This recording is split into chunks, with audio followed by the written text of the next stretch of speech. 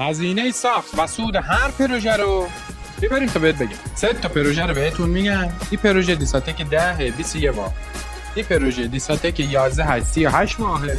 اون پروژه هم دیساتک 9 21 واحد. این پروژه رو دیساتک 10 16,403 ماه استارت زده. اون موقع قیمت آپارتمان پیش فروش متری 25 تا 30 بود. الان ساخت متری 50 تومن. ما فقط یه چیز رو نتونستیم مدیریت کنیم. اون هم دستمزد نیروها بود. ولی بقیه چیزها رو خریده بودیم. این پروژه حدوداً 18 تا 20% برای ما سود انداخت. 38 واحدی و دیساتک 11 هست. تاریخ پروانه‌ش هم 3/4/404. آپارتمان موقع متری 50 تا 60 بود.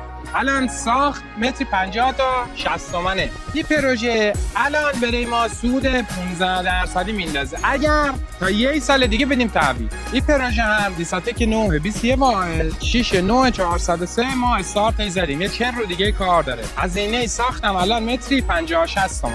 این پروژه سودی که برای ما انداخته حدوداً 10 تا 12 است. مهندس با این واسه اگر مثلا صندوق درآمد ثابت حتی بانک میذاشتی که خب سود خیلی بیشتر. 100% همه چی سود مالی نی. اول که ما این شغلمونه، پولمون باید تو چرخه باشه. دوم 1000 نفر مستقیم و غیر مستقیم از خوردن میافتن. بعد پیشرفتی نبود، برآیندی نبود.